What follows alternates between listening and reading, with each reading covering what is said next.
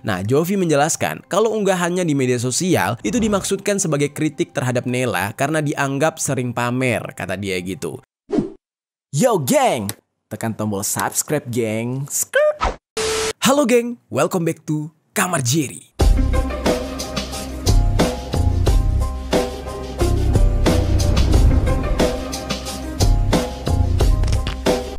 Geng. Oke, banyaknya aturan-aturan di sebuah negara itu sengaja dibuat untuk mengatur masyarakatnya agar tidak berkelakuan di luar norma. Nah, salah satu contohnya kita bisa lihat orang-orang tidak bisa sembarangan semena-mena kepada orang lain, misalkan kayak melakukan atau mungkin kekerasan dan lain-lain gitu ya. Nah, hal ini semuanya diikat oleh aturan di sebuah negara dan bagi yang melanggar pasti bakal terkena hukuman. Mau kalian pergi kemanapun di belahan dunia ini, sudah pasti masing-masing tempat, masing-masing negara punya aturannya sendiri. Tidak terkecuali negara kita Indonesia. Nah, kita sebagai warga negara Indonesia wajib untuk mematuhi segala hukum yang berlaku di negara ini. Tidak terkecuali para bule yang datang ke sini dan warga negara lainnya lah pokoknya yang datang ke sini semuanya harus patuh dengan aturan di negara kita.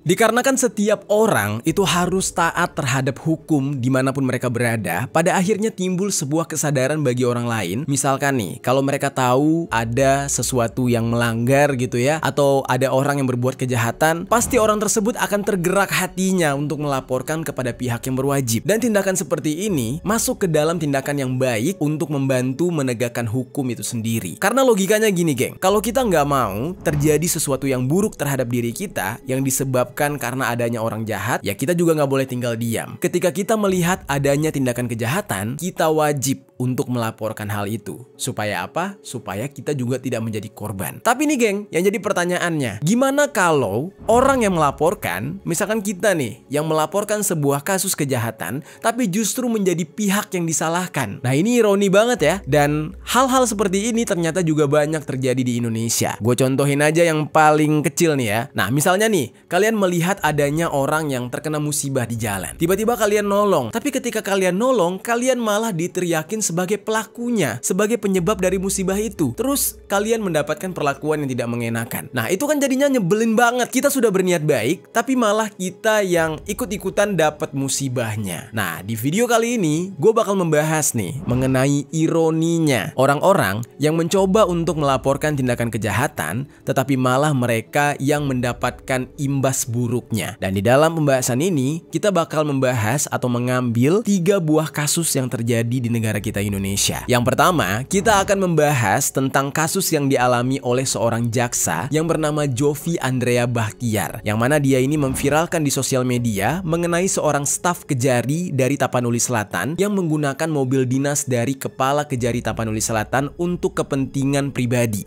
Mobil dinas alias mobil kantor, tapi untuk jalan-jalan, pacaran, gitu-gitulah kurang lebih.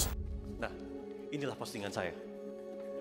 Dan di dalam persidangan pun 2 orang ahli, yaitu terus nanti ada juga kasus tentang petugas lapas yang merekam kegiatan para narapidana yang sedang berpesta narkoboy. Nah, ketika dia diviralkan, tapi dia malah dimutasi.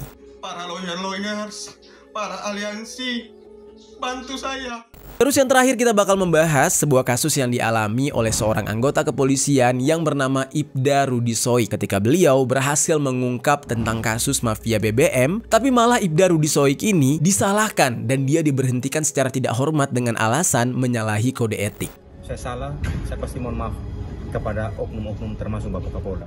Wah, ini kacau banget ya. Nah, bakal kita bahas nih ketiga kasus tersebut sebagai contoh sulitnya melaporkan tindakan kejahatan di negara kita Indonesia. Langsung aja kita bahas secara lengkap di Permisi, peristiwa misteri dari berbagai sisi.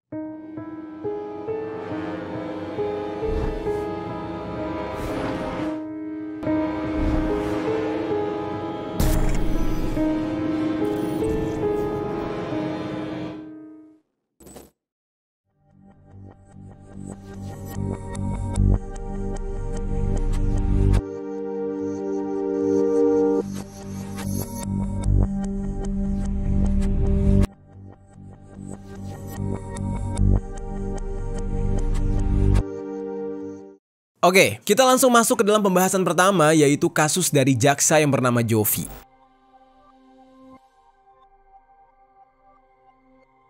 Jadi geng, Jovi Andrea Bahtiar ini adalah seorang jaksa dari Tapanuli Selatan. Dia mengungkapkan perilaku dari staf Kejari Tapanuli Selatan yang bernama Nela Marcella. Yang mana Nela ini dikatakan sering memamerkan harta benda atau mobil nih ya spesifiknya. Padahal mobil tersebut adalah mobil dinas milik Kajari Tapanuli Selatan yang bernama Siti Holijah Harahap. Dan gak cuma itu aja geng, Jovi mengatakan kalau Nela ini tinggal serumah dengan Siti Holijah sejak Siti Holijah ini menjabat. Yang menurut Jovi, Nela ini beberapa kali menggunakan mobil dinas tersebut di luar jam kerja tanpa adanya Siti Holijah, padahal penggunaan fasilitas milik negara seperti ini, salah satunya mobil dinas gitu ya, itu harus disertai dengan izin tertulis dari Siti Holijah selaku Kajari Tapanuli Selatan. Di dalam hal ini, Jovi kemudian memviralkan penjelasan dari kasus tersebut dengan mengunggah foto Nela di Instagram pribadinya dan meminta LSM serta pegiat anti korupsi di Tapanuli Selatan dan Kota Padang Sidimpuan kalau melihat Nela mengendarai mobil dinas Mitsubishi Pajero Sport dan Toyota Innova milik Siti Holijah supaya bisa mengirimkan informasinya kepada Jovi yang nantinya akan dia serahkan ke Jaksa Agung Muda bidang pengawasan. Karena menurut dia ini adalah sebuah pelanggaran katanya. Dan diketahui juga kalau Jovi itu sampai mengunggah tentang kasus ini ke akun TikTok pribadinya dia dengan menuliskan sesuatu yang mengandung unsur asusila tanpa menulis nama Nela di TikTok tersebut. Nah, pada tanggal 14 Mei tahun 2024, Nela ini mengetahui unggahan Jovi yang sudah viral dari seseorang kerabat yang bernama Nova Arimbi Parinduri yang merupakan staf di bagian pidana umum Kejari Tapanuli Selatan. Nela sebagai orang yang dibicarakan di dalam video viral itu merasa nggak terima geng, dan dia akhirnya mencoba untuk menyurati Siti Holijah untuk mendapatkan arahan apa langkah yang harus dia ambil atas tindakan yang dilakukan oleh Jovi yang memviralkan dia. Nah, namun di saat itu Siti Holijah mengatakan kalau permasalahan ini sepenuhnya diserahkan kepada Nela aja karena ini merupakan urusan pribadi antara si Nela dengan Jovi. Sementara Bu Siti Holijah, si pemilik mobil dinas ini merasa itu ya udah kalian selesain aja berdua, jangan libatkan saya. Pada tanggal 25 Mei tahun 2024, Nela ini akhirnya mengambil tindakan. Dia secara resmi membuat laporan untuk Jovi ke Polres Tapanuli Selatan atas dugaan pencemaran nama baik. Nah, di dalam hal ini dia mengambil langkah hukum.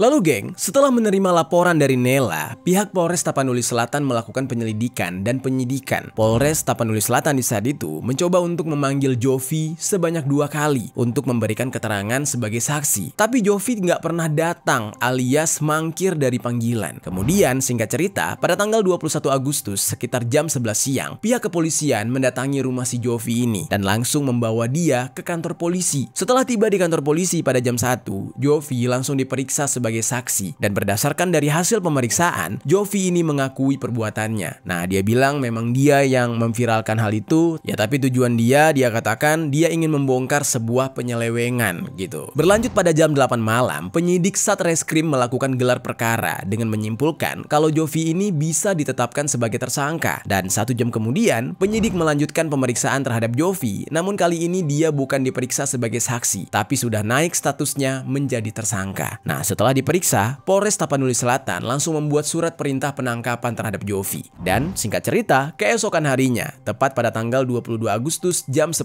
malam, Jovi secara resmi ditahan selama 20 hari ke depan. Dan polisi juga sudah melakukan upaya mediasi antara Jovi dengan Nela, tapi ternyata tidak menemukan titik kesepakatan yang baik, tidak berdamai, karena di saat itu Nela sebagai pelapor ngotot untuk memenjarakan Jovi atas kelakuannya. Jovi menanggapi dia yang jadi terkena tuduhan pencemaran nama baik mengatakan kalau dia ini merasa dikriminalisasi dan diframing oleh Kejagung katanya. Nah, Jovi menjelaskan kalau unggahannya di media sosial itu dimaksudkan sebagai kritik terhadap Nela karena dianggap sering pamer, kata dia gitu. Dan menanggapi pernyataan dari Jovi, Kepala Pusat Penerangan Hukum Kejagung RI yang bernama Harli Siregar menjelaskan kalau ditetapkannya Jovi sebagai tersangka karena ya memang dia secara sah, secara jelas melanggar Undang-Undang ITE DE dengan membuat narasi kalau apa yang dilakukan oleh Nela itu mengarah ke dalam perbuatan asusila dan wajar aja kalau Nela merasa marah atas unggahan Jovi tersebut. Dan Harley menjelaskan kalau Nela ini menggunakan mobil tersebut dalam kapasitasnya sebagai penyelenggara negara karena Nela berstatus sebagai pegawai tahanan yang juga merangkap sebagai pejabat di sekretaris kejaksaan. Nah, jadi ketika dia menggunakan mobil dinas itu dianggap masih dalam batas tugasnya. Dan karena statusnya Jovi yang sekarang menjadi tersangka dan ditahan, Jovi akhirnya sudah diberhentikan sementara dari statusnya sebagai ASN. Dan Kejagung sendiri mengusulkan pemecatan terhadap Jovi karena menilai kalau Jovi ini juga sudah melakukan tindakan indisipliner sebagai ASN karena tidak masuk kerja selama 29 hari. Nah, ketika proses hukum terhadap Jovi ini bergulir di pengadilan, Jovi mengatakan kalau dia merasa dikriminalisasi karena adanya intervensi dari Kejari Tapanuli Selatan dan Kejaksaan Tinggi Sumatera Utara di dalam laporan yang dibuat oleh Nela untuk mempengaruhi kesaksian di persidangan dengan tidak memberikan keterangan, katanya. Terus juga Jovi menyoroti ketidakhadiran Siti Holija di dalam persidangan tersebut. Padahal dia hadir ketika konferensi pers digelar oleh Polres Tapanuli Selatan saat kasus ini masih dalam tahap penyelidikan. Apa yang dialami oleh Jovi ini dianggap sebagai upaya untuk bisa menjebloskannya ke penjara dan mengeluarkannya dari institusi kejaksaan. Sementara menurut si pelapor yaitu Nela, laporan dia ke polisi dibuat tanpa adanya intervensi dari pihak manapun, termasuk dengan pihak Kejari Tapanuli Selatan dan Kejaksaan Tinggi Sumut seperti yang dituduhkan oleh Jovi. Nela beralasan dia melaporkan Jovi semata-mata karena dia merasa dirugikan atas unggahan Jovi di sosial media. Kalau memang itu ditujukan sebagai kritik, ya menurut Nela harusnya dia bisa bicara secara langsung, bukannya malah mengunggah di sosial media atau memviralkan. Nah, itu menurut kalian gimana tuh, geng? Apa yang dilakukan oleh Jovi ini udah bener atau justru salah langkah gitu? Dia kan mau kritik apa yang dia lihat tentang Nela ini, tapi malah diviralkan, bukannya ngobrol secara hati ke hati atau empat mata gitu. Nah, menurut kalian gimana? Coba tinggalkan komentar di bawah. Nah, terus geng, kemarin nih geng, pada tanggal 21 November tahun 2024, Jovi menghadiri rapat audiensi bersama anggota Komisi 3 DPR. Awalnya, Jovi ini menampilkan screenshot dari unggahan mengenai Nela. Dan Jovi mengatakan, pada saat persidangan tersebut, ada dua ahli yang dihadirkan. Yang satu dari jaksa, dan yang satu lagi dari pihak Jovi. Dan ahli yang Jovi hadirkan di dalam persidangan mengatakan, kalau dua postingan ini tidak melanggar unsur delik karena memang memenuhi kritik untuk kepentingan umum sehingga tidak bisa dipidanakan. Menyatakan dalam persidangan bahwa di dalam postingan, kedua postingan ini tidak ada melanggar unsur delik karena memang memenuhi kritik untuk kepentingan umum yang tidak dapat dipidana sebagaimana diatur di dalam pasal 45 ayat 7 huruf A Undang-Undang Nomor 1 Tahun 2024. Jadi ibarat ini Jovi ini mengunggah itu, memviralkan itu ya demi kepentingan bernegara yang baik gitu. Ya menurut dia pejabat negara nggak boleh pamer atau nggak boleh menggunakan fasilitas negara bukan pada tempatnya. Nah itulah mengapa Jovi mengunggah video tersebut. Nah itu menurut Jovi. Dan Jovi mengatakan ketika dia mengunggah video tersebut tidak ada kata-kata yang menyinggung kalau Nela melakukan hubungan gitu ya. Tapi dia mengaku kalau dia sempat menyinggung soal hubungan itu tapi tidak menyebutkan nama Nela. Jadi ibaratnya itu gimana ya, satir gitu, sarkas doang, tapi nggak nyebut nama Nela secara gamblang. Nah di momen ini Jovi menyebutkan kata hubungan badan dengan kata kasar gitu. Nah Jovi beralasan kalau tulisan itu nggak dia tujukan kepada Nela, tetapi untuk semua pegawai kejaksaan. Dan setelah dia memberikan pernyataan, Jovi pun ditegur oleh salah satu anggota DPR dengan meminta agar Jovi menghormati rapat dengan menyampaikan kata-kata yang pantas gitu. Pimpinan, sebelum diteruskan, Ya, Saudara Jovi, hormati ruangan ini, bicara yang tenang saja. siap Bapak. Tidak kata-katamu. Siap Bapak. Supaya semua mendengarkan ini. Siap Bapak. Tidak, mana yang pantas diucapkan, ucapkan. Yang tidak pantas, jangan diucapkan. Iya, karena ada di postingan itu Pak, kata-kata itu Bukan, di sini. Anda Pak, mengatakan itu.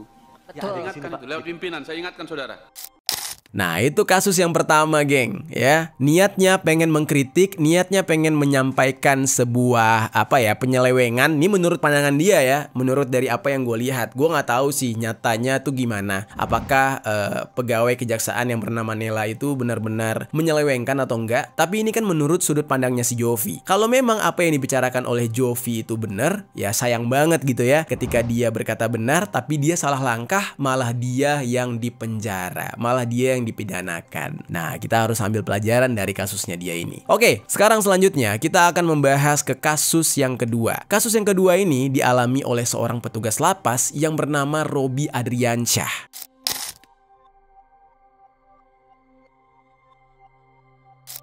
Oke, Robby Adriansyah. Dia ini bertugas di Lapas Tanjung Raja, Kabupaten Ogan Ilir, Sumatera Selatan. Sosok Robby ini menjadi ramai diperbincangkan setelah dia memviralkan video berdurasi 18 detik yang memperlihatkan sekelompok napi yang sedang berpesta sambil mendengar musik yang kencang. Namun mereka bukan kumpul-kumpul biasa atau nongkrong biasa. Di situ yang anehnya mereka melakukan pesta sambil narkoboy dan minum minuman keras.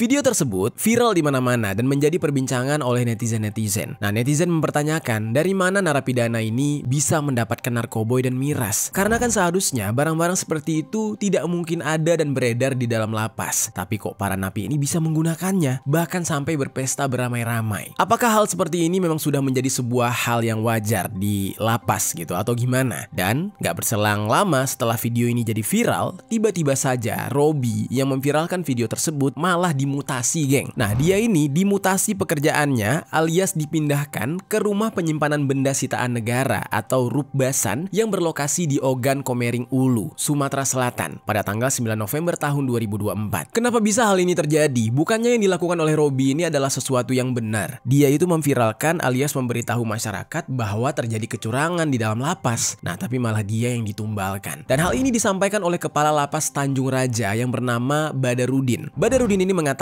alasan dari dimutasinya Robby ini disebabkan karena Robby yang merupakan seorang pengguna narkoboy juga dan hasil pemeriksaannya yang menunjukkan kalau dia itu positif menggunakan nafza katanya. Jadi bukan perkara dia memviralkan itu. Jadi ada kasus lain yang dicari yang dianggap Robby ini bersalah lalu baru akhirnya dia dimutasi. Selain itu, hal yang sama juga disampaikan oleh Kepala Pengamanan Lapas Tanjung Raja yang bernama Ade Irianto. Dia ini mengatakan kalau Robby ini memang adalah seorang pecandu narkoboy dan menurut Ade, Robby pernah menjalani rehabilitasi di Kalianda, Lampung Selatan, mulai dari 9 April sampai dengan 9 Juli tahun 2021 katanya. Dan setelah masa rehabilitasi yang dia jalani selesai, Robby kembali menjalankan tugasnya di Lapas Tanjung Raja. Namun kata Ade, selama Robby bekerja sebagai anggota jaga, Robby ini nggak pernah masuk kerja. Dan setelah pihak lapas mencoba untuk mengkonfirmasi kepada pihak keluarganya Robby, ternyata Robby ini kembali menggunakan narkoboy. Nah, akhirnya pihak keluarga Robby mengajukan permohonan langsung kepada Kepala Kalapas Tanjung Raja yaitu Badarudin tadi untuk bisa merehabilitasi Robby kembali, namun bukan di Kalianda melainkan di Jawa Barat. Dan rehabilitasi kedua ini berjalan selama 3 bulan terhitung dari tanggal 15 Maret tahun 2023 sampai 15 Juni tahun 2023.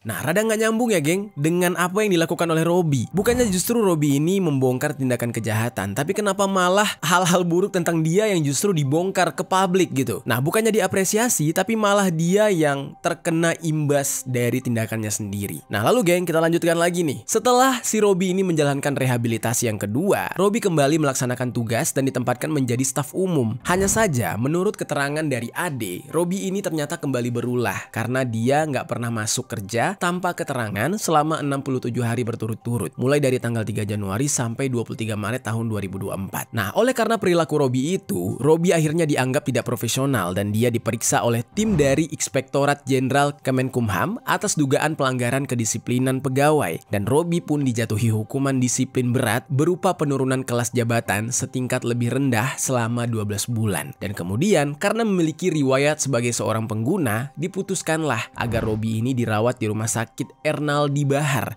Palembang untuk pemulihan dari gangguan kejiwaan yang dijalaninya selama 3 hari, yaitu pada tanggal 23 sampai 25 Maret tahun 2024.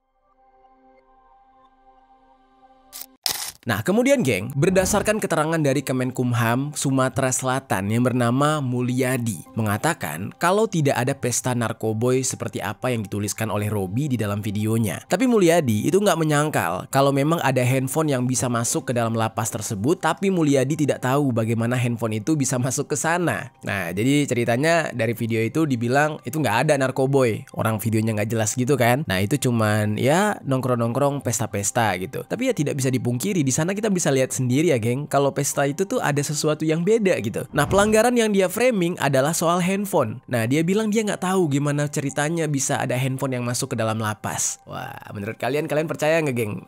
Kalau dia ini nggak tahu atau justru dia tahu? Menurut kalian gimana? Coba tinggalkan komentar di bawah. Dan setelah dilakukan pemeriksaan, ternyata tidak ditemukan barang bukti berupa narkoboy di lokasi sel tempat video tersebut direkam atau di sel-sel lainnya. Dan permasalahan handphone itu si pemilik handphonenya sudah diberikan penanganan hukum katanya. Dan hak remisinya dicabut, handphonenya dimusnahkan. Nah lalu mereka melakukan tes urin kepada semua narapidana yang ada di sana. Dan dikatakan hasilnya negatif. Lalu geng, menurut asumsi dari Mulyadi, video itu sengaja disebarkan oleh Robby, padahal video tersebut sudah direkam beberapa bulan yang lalu. Dan motifnya, Robby ini, dia ketergantungan terhadap narkoboy dan membutuhkan uang. Karena Robby dituding suka minta uang dan memeras para napi yang ada di sana. Sehingga dia membuat video tersebut. Nah akhirnya, dari kejadian ini, Robby pun dimutasi. Namun geng, ketika Robby ini dimutasi ke Rubasan pada tanggal 9 November, nah di saat itu Robby ini beserta 4 petugas di Rubasan itu melakukan tes urin, tepatnya di tanggal 14 Novembernya. Dan hasil menunjukkan kalau Robby ini positif benzodiazepine atau BZD. Nah ketika Robby mengetahui kalau hasil tes urinnya dia dikatakan positif, dia pun meluapkan kekecewaannya melalui sebuah video yang kemudian dia sebarkan di sosial media. Bapak Presiden Prabowo Subianto, bantu saya Pak. Ini emosi saya sudah nggak tahan ini Pak.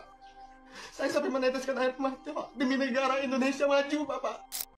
Nah, di dalam video tersebut, Robby sampai nangis, geng. Dan dia menjelaskan kalau tujuan dia memviralkan video para napi yang pakai narkoboy di lapas itu, ya untuk menegakkan kebenaran. Dan dia merasa nggak terima, niat dia yang baik justru jadi mengancam dirinya sendiri, dan dia di-framing sebagai orang yang salah. Dan harusnya, pernyataan dari pihak lapas itu menjelaskan kenapa peristiwa yang ada di video tersebut bisa terjadi, dan kenapa bisa ada handphone di dalam lapas, kenapa bisa ada narkoboy di dalam lapas, dan pemilik dari narkoboy itu siapa. Nah, semua dia lakukan hanya untuk menegakkan kebenaran, bukan untuk kepentingan pribadi. Dan Robby juga meminta tolong kepada Pak Presiden Prabowo untuk bisa membantu dia menegakkan keadilan. Dan di dalam video tersebut, Robby membantah pernyataan yang mengatakan kalau dia masih positif narkoboy ketika dia dimutasi ke Rubasan. Dia bilang, mana buktinya? Positif apa? Kenapa nggak langsung tunjukkan ke media kalau memang positif? Kenapa harus pakai omongan doang gitu?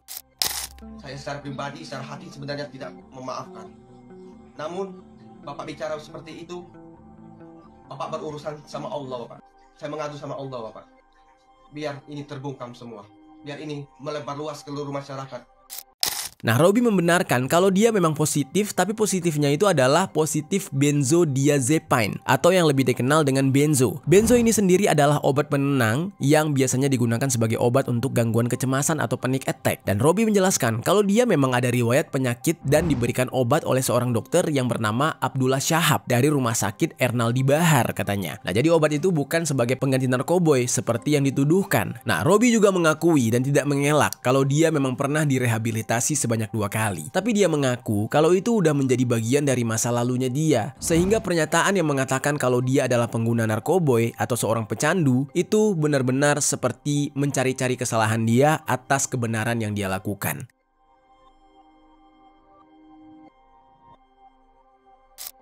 Lalu di kesempatan lain, Robby ini bilang juga geng, kalau video yang dia sebarkan itu bukanlah video yang dia rekam sendiri, melainkan direkam oleh sesama napi yang juga ikut di dalam pesta tersebut. Sementara dia hanya menyebarkan videonya. Menurut Robby nih ya, pesta seperti itu sudah sering terjadi di lapas Tanjung Raja yang membuat dia sendiri merasa risih. Dan gak cuma itu geng, Robby juga tahu mengenai adanya pungli besar-besaran di lapas tersebut karena ada seorang napi yang bercerita kepada dia dengan mengatakan kalau si napi itu bisa menghabiskan uang sampai 30 juta rupiah dalam sebulan karena adanya pungli. Nah, Robby juga nggak tahu nih dari uang pungli tersebut diserahkan ke siapa. Namun dia menduga ada pejabat lapas yang terlibat di dalam kasus ini. Untuk narkoboy sendiri geng, memang peredarannya ada di dalam lapas dan Robby juga mengakui sendiri kalau dia pernah memakai barang dari lapas dari napi yang ada di sana bersama dengan temannya menggunakan uang pribadi. Alasan Robby mencoba narkoboy karena gangguan kecemasan yang dia alami yang nggak kunjung sembuh. Nah, namun dia sendiri mengaku kalau belum belum pernah melaporkan kejadian tersebut ke atasannya. Dan tujuan dia memposting video viral tentang napi yang pakai narkoboy di lapas ini ya supaya viral dan bisa ditanggapi oleh pihak kementerian. Nah, Robby juga mengatakan kalau dia sudah mempertimbangkan resiko yang akan dia hadapi ketika dia mengunggah video tersebut, termasuk kalau dia akan dimutasi dari lapas Tanjung Raja. Robby juga mengatakan kalau dia siap diminta untuk menjadi justice kolaborator demi menegakkan kebenaran dan dia berjanji untuk mengungkap semuanya. Nah, namun sampai saat ini Robby masih belum mendapatkan bantuan hukum yang bisa membantu dia kalau dia harus berhadapan dengan hukum. Nah, jadi benar-benar disudutkan si Robby ini, geng.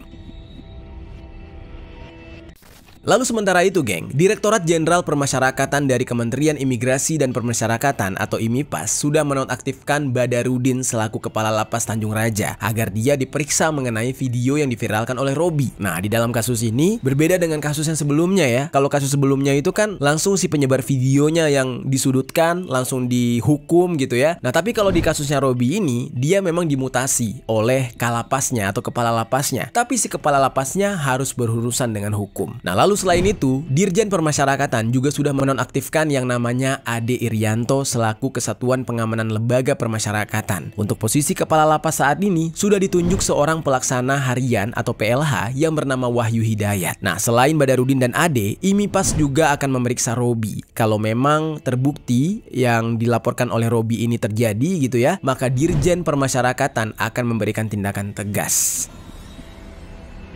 Nah, dari kasus ini kita bisa lihat, geng, Robby yang berniat untuk mengungkapkan kejahatan ya, pelanggaran yang terjadi di lapas, malah justru dia disalahkan dan dikatakan kalau dia adalah pengguna narkoboy. Padahal yang dia konsumsi adalah obat untuk mengobati kecemasan yang sudah dia derita sejak lama. Gokil ya, geng. Nah, itu udah 2 kasus. Sekarang kita masuk ke dalam kasus selanjutnya yang dialami oleh seorang anggota kepolisian yang bernama Ibda Rudi Soik yang diberhentikan secara tidak hormat karena berhasil mengungkap mafia BBM.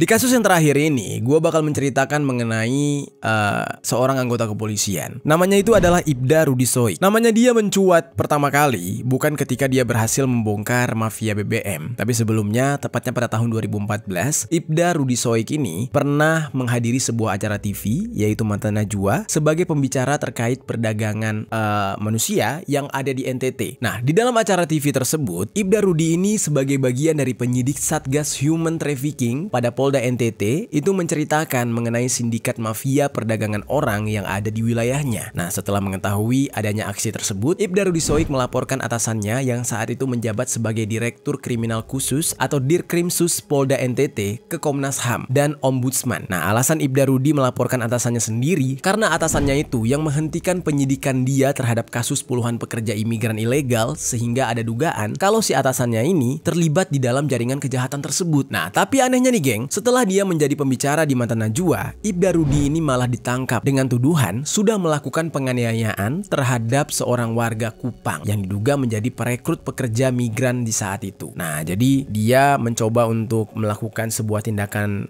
yang benar, tapi tiba-tiba faktanya malah dibalikkan. Nah, ini menurut Ibda Rudi. Dan di saat itu, Ibda Rudi jelas membantah tuduhan tersebut, geng, dan mengatakan kalau dia sudah dikriminalisasi. Nah, tapi sayangnya dia tidak bisa membela diri, kasusnya itu tetap berjalan, dan di tahun 2015 Ibda Rudi divonis bersalah atas kasus penganiayaan tersebut dengan menerima hukuman penjara selama 4 bulan. Dan singkat cerita, di tahun 2016 sampai 2019 dia sudah bebas dan akhirnya diberi tugas sebagai penyidik di Satreskrim Polres Timor Tengah Selatan atau TTS, dan di tahun 2020 dia kembali menjadi penyidik di Ditkrimsus Polda NTT sampai tahun 2022. Nah, sebelum akhirnya dia pun diangkat menjadi Kapolsek Biboki Utara Timor Tengah Utara atau TTU di tahun yang sama. Dan masih di tahun yang sama, Ibda Rudi ini menjabat sebagai Kanit Tindak Pidana Korupsi Polresta Kupang Kota, dan pada tahun 2023 dia menjadi Kanit Reskrim Polsek Kota Raja Kota Kupang. Nah, lalu baru setelah itu dia menjabat sebagai Kepala Urusan Pembinaan Operasi atau KBO di Satreskrim Polresta Kupang Kota sampai bulan Juli tahun 2024. Dan lalu setelah itu baru dimutasi ke Pelayanan Masyarakat atau Yanma yang ada di Polda NTT. Nah, setelah dia mendapatkan kasus di tahun 2014, 2014, apa yang selanjutnya dilakukan oleh Ibda Rudi ini? Nah, jadi geng, ketika dia menjabat sebagai KBO, Ibda Rudi bersama dengan timnya itu melakukan sebuah operasi penertiban terkait penyalahgunaan BBM bersubsidi. Setelah dia mendapatkan laporan dari anggotanya, sudah terjadi kelangkaan BBM yang dialami oleh para nelayan. Setelah dia mendapatkan informasi tersebut, Ibda Rudi ini melaporkannya kepada Kapolresta dan berharap agar direspon dan bisa diselidiki. Jadi semuanya sudah sesuai prosedur dan izin, geng. Dan karena sudah mendapatkan izin, akhirnya Ibda Rudi pun beserta dengan timnya melakukan operasi penangkapan terhadap seseorang yang bernama Ahmad. Nah, dia ini adalah pembeli minyak solar subsidi yang menggunakan barcode nelayan palsu atas nama Lau Aguan. Dan di saat itu, Ahmad ini berusaha untuk menyuap petugas dengan uang sebesar 4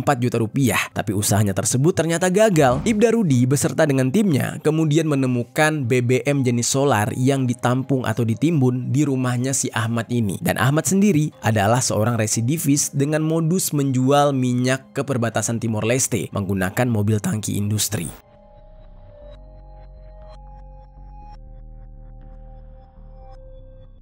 Nah, namun geng, ketika diperiksa lagi, polisi tidak berhasil mendapatkan solar yang sebelumnya ditimbun oleh Ahmad karena sudah tidak ada lagi di lokasi, alias sudah disebarkan lah, sudah dihilangkan. Dan Ahmad ini mengaku kalau dia mengirim minyak tersebut kepada seseorang yang bernama Al-Ghazali. Nah, kemudian polisi yang mendapatkan laporan itu melanjutkan penyelidikan ke tempat penimbunannya Al-Ghazali ini. Dan Al-Ghazali di saat itu ditemukan dan dia mengaku kalau dia menyetorkan uang sebesar 15 juta rupiah kepada Kanit Tipiter dan bekerja sama dengan Krimsus Polda NTT. Nah, terbongkarlah di sini kalau ada sindikat lah yang melibatkan beberapa oknum kepolisian juga. Dan dari operasi ini, Ibda Rudi akhirnya mengetahui kalau ada permainan juga yang dilakukan oleh Polda NTT terkait mafia BBM. Dan dari kasus ini, geng, bukannya justru ini menjadi awal mula untuk bisa mengungkap kasus yang lebih besar, tapi malah Ibda Rudi itu dipecat secara nggak hormat karena sudah membongkar jaringan ini. Dia dipecat melalui sebuah sidang Komisi Etik Polri yang dilaksanakan di Polda NTT setelah dia mengungkap kasus mafia BBM tersebut. Ada dua versi yang berbeda terkait dipecatnya Ibda Rudi ini, geng, yaitu versi dari Polda NTT dan versi dari Rudinya sendiri. Nah, ini dari sudut pandang yang berbeda. Kalau menurut versi dari Polda NTT, Rudi ini dipecat karena pelanggaran yang dia lakukan selama bertugas dan melakukan 5 kasus pelanggaran kode etik. Pertama, karena Rudi ini disebutkan masuk ke dalam tempat hiburan saat jam dinas pada tanggal 25 Juni tahun 2024 bersama dengan 2 polwan dan atasannya. Dari pelanggaran ini, dia dijatuhi hukuman berupa permintaan maaf pada institusi dan penempatan khusus selama 7 hari. Nah, hanya saja Ibda Rudi ini nggak terima, geng, dan mengajukan banding. Yang mana menurut Polda NTT, Rudi ini berusaha untuk menutupi kasus tersebut dengan memunculkan penyelidikan terkait BBM serta membantah kalau dia mengunjungi tempat hiburan yang sudah berbukti ini. Nah, lalu untuk 4 pelanggaran kode etik lainnya adalah dengan menyebarkan fitnah kalau ada anggota Propam yang terlibat dalam kasus mafia BBM, meninggalkan wilayah tugas tanpa izin, tidak melaksanakan apel, dan tidak profesional dalam penanganan penyidikan dengan memasang garis polisi barang bukti kasus dugaan mafia BBM yang dituduhkan tidak sesuai prosedur. Nah, jadi ibaratnya nih ya, Ibda Rudi Soik ini membongkar satu kasus, nah tiba-tiba ada 5 kasus yang dituduhkan kepada dia. Jadi benar-benar gila banget. Nah, lalu sementara menurut Ibda Rudi Soik, hal ini nggak berkaitan dengan pelanggaran kode etik. Nah, ini menurut versinya dia. Kalau yang tadi menurut versi Polda NTT. Ibda Rudi Soik mengatakan, semua ini terjadi karena dia yang berusaha untuk memecahkan kasus mafia BBM. Hal ini dimulai pada tanggal 22 Juni tahun 2024 ketika Ibda Rudi Soik mendapatkan peringatan dari seorang anggota Polda NTT yang mengatakan kalau Rudi sampai mengungkap kasus kelangkaan BBM di Kota Kupang, maka akan berdampak pada Krimsus Polda NTT, katanya gitu. Nah, tapi peringatan tersebut direspon oleh pemerintah kepada jajaran Jatanras Polres Kupang Kota untuk menyelidiki BBM ilegal yang ada di kota tersebut dan mendapatkan izin dari Kapolresta. Lalu berlanjut pada tanggal 25 Juni tahun 2024, Rudi ini mendapatkan laporan kalau si orang yang bernama Ahmad yang menimbun solar tadi itu sudah mulai bermain-main dengan BBM. Dan ketika mau menuju ke tempat penampungan BBM milik si Ahmad, Rudi bersama dengan timnya yang lain menepi di sebuah restoran yang bernama Masterpiece. Kemudian Rudi mengkonfirmasi kalau ada dugaan suap kepada rekannya dan dia diminta untuk menunggu di restoran tersebut. Namun ketika dia menunggu negosiasi dari si mafia BBM, 11 anggota tim dari Ibda Rudi ini terlebih dahulu menuju ke lokasinya si Ahmad. Dan di antara waktu tersebut, Ibda Rudi mengundang 2 juniornya yaitu Polwan untuk ikut makan di restoran sembari menunggu temannya bernegosiasi. Dan gak lama kemudian, rekannya yang juga merupakan anggota polisi yang ditunggu datang. Dan di saat itu mereka ikut datang bersama dengan Rudi. Nah, pada saat 11 anggota timnya kembali dari tempat Ahmad, mereka sempat ditahan di parkiran restoran oleh seorang anggota Propam NTT dan tidak boleh masuk untuk menemui Ibda Rudi. Bahwa kedudukan saya, kalau saya salah dalam melanggar hukum, saya diproses, tapi mereka salah, mereka juga harus diproses. Nah, terus selanjutnya, pada tanggal 26 Juni tahun 2024, Ibda Rudi akhirnya mengetahui modus yang dilakukan oleh Ahmad ini dengan menggunakan barcode BBM sekaligus mengetahui nama-nama anggota polisi yang terlibat di dalam aksi mafia BBM ini. Lalu, sehari kemudian, Ibda Rudi mencoba untuk menemui Ahmad untuk mengkonfirmasi hal tersebut. Dan setelah itu, Ibda Rudi memasang garis polisi pada drum yang diduga digunakan untuk menampung BBM ilegal milik si Ahmad. Nah, barulah dari situ, narasi yang dibuat seolah-olah Ibda Rudi ini datang bersama dengan Polwan, tapi sebenarnya ada 15 anggota di sana, 3 Polwan dan 12 polisi laki-laki, dan itu bisa terlihat dari CCTV yang ada di restoran. Tapi anehnya, CCTV yang ditampilkan di media terlihat gelap, padahal aslinya di restoran tersebut terang karena Ibda Rudi di sana pada siang hari dan sedang makan siang. Nah, berita yang beredar justru Ibda Rudi dikatakan melakukan perselingkuhan dan bersenang-senang di sana. Padahal dia itu bersama dengan anggota polisi lain dan tidak cuma berdua dengan si Polwan. Jadi ceritanya langsung berbalik. Nah, terus juga perihal yang dikatakan kalau Ibda Rudi melakukan fitnah, Ibda Rudi sendiri juga bingung, geng, karena dia hanya memberikan informasi saja yang dia dapat dari keterangan si penimbun BBM yaitu Ahmad yang mengatakan kalau Ahmad ini punya kedekatan dengan anggota polisi dari Propam. Nah, justru yang menjadi aneh, Propam yang seharusnya menyelidiki kebenaran dari pernyataan Ahmad bukan malah memproses Ibda Rudi. Padahal Ibda Rudi juga menyampaikan informasi tersebut secara tertutup dan tidak pernah menyatakan itu di media sebelumnya. Tapi Ibda Rudi secara tiba-tiba malah mendapatkan masalah dan dia dimutasi bersama dengan beberapa anggota lainnya. Nah, ketika dia masih bertugas di Polres Kupang Kota, pemberitahuan mengenai dimutasinya Ibda Rudi ini tidak langsung diserahkan ke si Ibda Rudinya. Jadi tanpa dia tahu, dia ini langsung aja secara mendadak dimutasi ke Polda padahal dia masih bertugas di Polres. Dan dia berpikir kalau dia masih menjadi anggota dari Polresta yang menjabat sebagai KBO. Jadi kamu yang harus menentukan terhadap karirmu sendiri. Saya hanya menandatangani.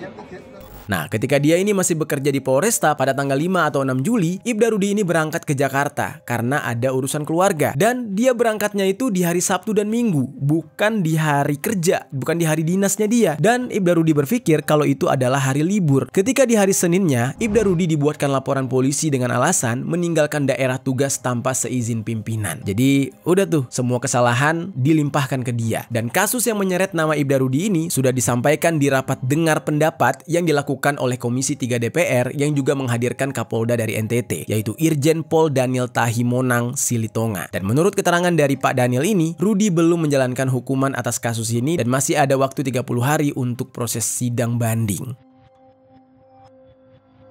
Nah, gimana tuh geng menurut kalian dengan kasus Ibda Rudi Soik ini? Mirip-mirip ya dengan 2 kasus yang lain. Dan inilah yang terjadi. Banyak sekali hal-hal yang justru membuat si pelapor, membuat orang yang ingin membongkar sebuah tindakan kejahatan ya menjadi bumerang untuk mereka sendiri. Yang niatnya baik, pengen ngebongkar tindakan kejahatan, tapi malah berbalik mereka yang dianggap sebagai kriminalnya. Nah, gimana tuh geng menurut kalian tentang pembahasan kita hari ini? Apa solusi untuk bisa mengatasi hal tersebut menurut kalian? Apakah hukum di Indonesia bisa ditegakkan dan diterapkan secara transparan kalau kondisinya kayak gini? Coba tinggalkan komentar di bawah.